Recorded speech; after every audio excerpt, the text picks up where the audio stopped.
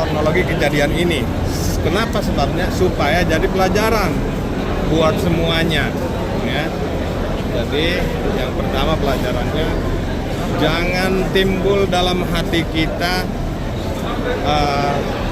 bahwa kita tuh benar-benar, nah saya nih resmi, saya nih punya visa umroh, saya petugas, dan saya bisa bahasa Arab. Sebelah kanan kita di bawah ini es krim, masuk ke dalam itu tempat penampungan orang-orang yang bermasalah. Oh, di sini. Iya, itu kan sohib kita kan Abdul Aziz yang setelah ditangkap itu Di sini? dibawa ke sini dulu di dalam, diproses ini itu, baru dioper ke tempat yang lain, ke Sumesi gitu. Innalillahi wa Jangan timbul dalam hati kita, saya nih banyak duit, saya nih gagah, keren, ya. bisa belanja segini banyaknya, ditenteng sendiri, dipikul sendiri, ternyata itu menimbulkan permasalahan. Itu nggak boleh tuh. Bisa jadi juga itu, Kang, karena itu kan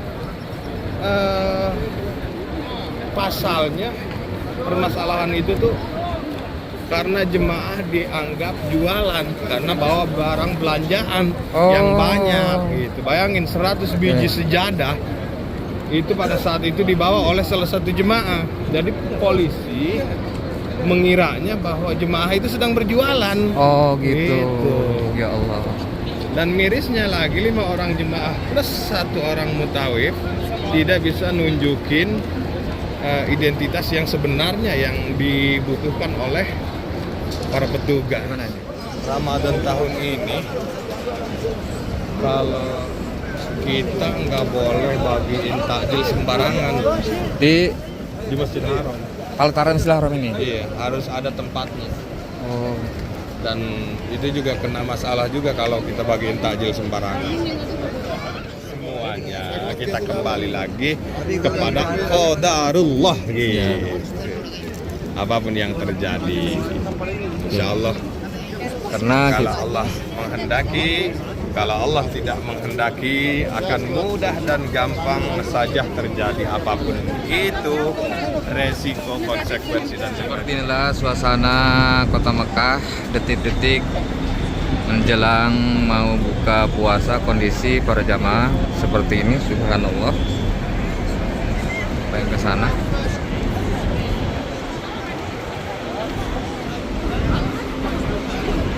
Luar biasa ini para jamaah.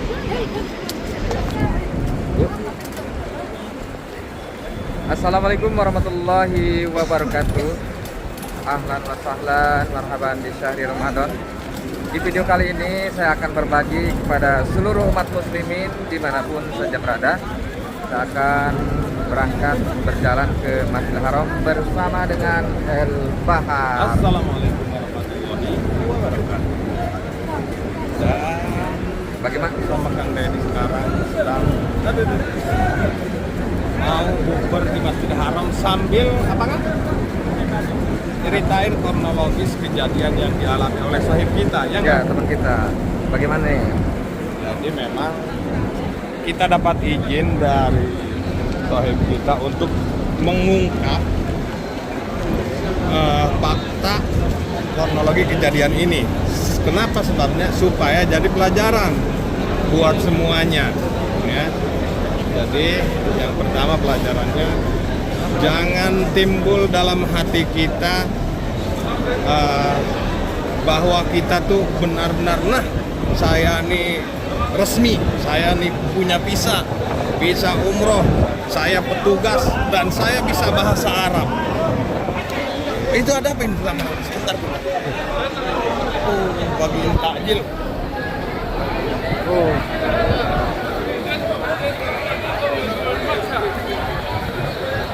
Itu pelajaran yang pertama, Kang. Jangan. Kita harus dijadikan Kita harus tetap rendah hati. Tidak boleh sombong gitu. Nah, karena di sebelah kanan kita di bawah ini es krim, masuk ke dalam itu tempat penampungan orang-orang yang bermasalah. Oh, di sini. Iya. Itu kan sohib kita kan Abdul Aziz yang setelah ditangkap itu Di sini? dibawa ke sini dulu di dalam, diproses ini itu, baru dioper ke tempat yang lain, ke Sumesi gitu. Innalillahi wa inna ilaihi. Sebelah mana? Sebelah sini. Ayo. Oh, di sini ternyata ada ya? Di dalam tuh, di dalam. Itu kan ada arahan. Oh, yang ini nih. Oh, berarti Abdul Aziz ambil ke sini ya? Di dalam sana. Itu markas ini Murur Haram Ajian di sini. Ada juga di belakang sana dekat Maulid Nabi ada. Itu setelah dikarantina di sini, proses ini itu baru dioper ke tempat yang lain. Jadi teman kita Abdul Aziz itu jadi sebagai pokoknya surat-surat lengkap. Cuman salah menggunain terjebak mungkin Kang. Bisa jadi. Terjebak dengan adanya dengan barang-barang yang banyak. Iya. Seperti tadi kan pelajaran yang pertama, yang kedua nih Kang. Ya, gimana? Buat jemaah, kalau kita mau belanja di Mekah, orang Indonesia ini kan heboh banget kalau masalah urusan shopping menyoping. Oh, iya. Nomor one. Jangan timbul dalam hati kita, saya nih banyak duit, saya nih gagah, keren, Ya.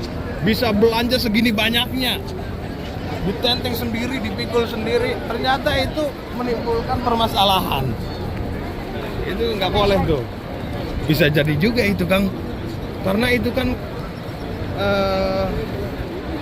pasalnya permasalahan itu tuh karena jemaah dianggap jualan karena bawa barang belanjaan yang banyak gitu. Bayangin 100 biji sejadah itu pada saat itu dibawa oleh salah satu jemaah.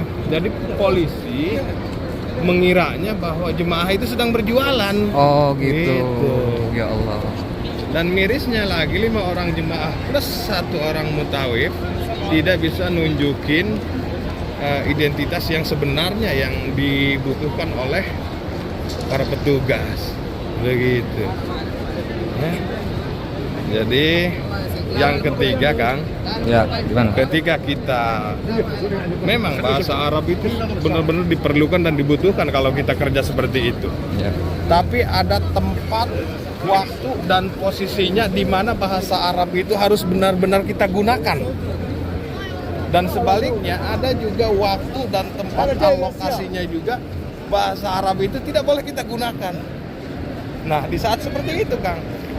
Jadi kalau kata orang tua, jadi kita harus menyimpan seperti barang di tempatnya. Iya. Seperti kita menyimpan gelas tetap harus di tempatnya. Jadi ketika kita juga bisa menggunakan bahasa Arab, harus di tempat yang sangat-sangat dibutuhkan. Subhanallah. Seperti inilah. Nah, ini para petugas juga nih. Tapi ini petugas takjil. Mengamankan perperutan ini, Pak. Banyak banget ya. Sini.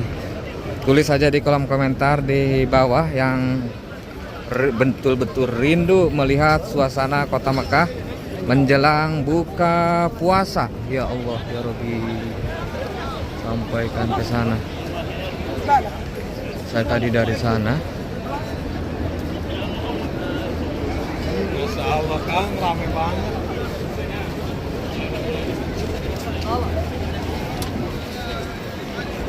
Dan kabar-kabarnya nih Kang, Gimana ini? Ramadan tahun ini kalau kita nggak boleh bagiin takjil sembarangan Di Masjid Haram. Altaran Haram ini. Iya, harus ada tempatnya. Oh. Dan itu juga kena masalah juga kalau kita bagiin takjil sembarangan. Ayo kita sambil ke sana aja jalan. Iya, sambil jalan. Terus permasalahan yang tadi itu gimana kalau selanjutannya? Itu tadi yang kedua atau yang ketiga? Yang kedua tadi ya. Ya yang ketiga aja langsung. Yang sekarang yang ketiga. Yang ketiga terkait dengan bahasa kan ya, bahasa Arab ya. Ya. Jadi bahasa Arab itu ketika kita tugas seperti ini, mutawif, tugas di Saudi lah. Kita walaupun bahasa Arab gagah, keren, bisa dan lancar, fasih juga. Kita tapi ada tempat dan posisinya di mana kita tidak boleh menggunakan bahasa itu. Karena kalau kita, sepengalaman saya nih ya, menghadapi petugas di sini, kalau kita pakai bahasa Arab itu semakin ruwet, semakin rumit, gitu. Jadi semakin bahasa kita dipahami oleh para petugas, semakin banyak pertanyaan, semakin banyak riuh. Semakin banyak bertubi-tubi ya. Iya. Dan kenapa kita bicarakan itu, mungkin sebagian teman-teman agak berpikiran lain. Berarti itu dong menipu, ini itu segala macam dan yang lain, yang lainnya. Tapi tunggu dulu. Iya. Kenapa kita berprinsip seperti itu? Karena petugas di sini tuh tidak suudzon sejatinya, tidak banyak suudzon, tidak banyak suudzon. Jadi apabila kita berpura-pura gak bisa bahasa Arab saja, polisi itu sudah fix 100% nganggap kita bahwa ini orang pendatang, tamu Allah, ini jemaah dan tidak bisa menggunakan bahasa. Udah biarin aja, maklumi aja. Kan gitu. Aman dong kita. Gitu. Jadi prinsipnya gitu. Orang sini tuh polisinya tuh tidak banyak suudan seperti di kita. Tapi justru kalau kita banyak bahasa ini itu segala macam, justru mengundang pikiran suudon di sini. Ini macet banget kan? Ya Allah.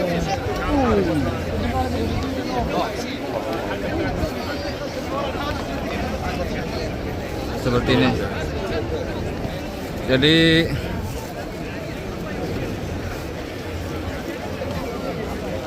kronologinya jadi seperti itu yang tadi ya, yang sudah sampaikan sama El Bahar.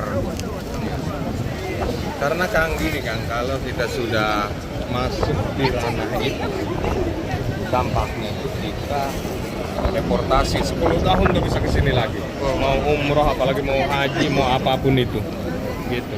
10 tahun bukan waktu yang singkat. Bukan Channel YouTube 10 tahun mungkin dapat 5.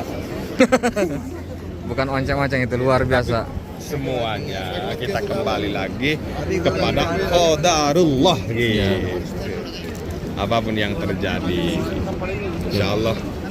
Karena Kalau Allah menghendaki, kalau Allah tidak menghendaki, akan mudah dan gampang saja terjadi apapun itu, resiko, konsekuensi dan yang lain sebagainya. Pada intinya kita harus hati-hati dan selalu mengingat Allah Subhanahu wa taala yang namanya zikrullah. waspada.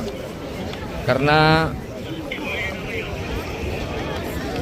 titik tolak dengan kudrat irodat sakumaha dijelaskan, kita harus berhati-hati ketika berada di kota suci Mekah Al-Mukarramah ini. Ini detik-detik para jamaah untuk buka bersama.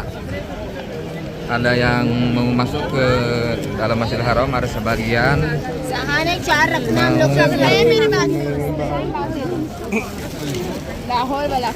buka puasa di pelataran Masjidil Haram.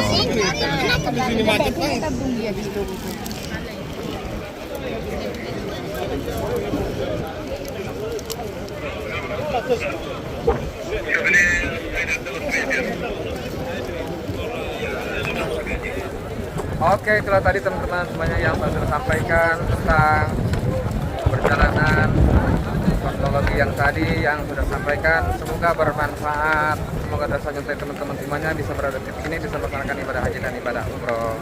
Kita bersama dengan El Bahar pamit undur. Assalamualaikum warahmatullahi wabarakatuh.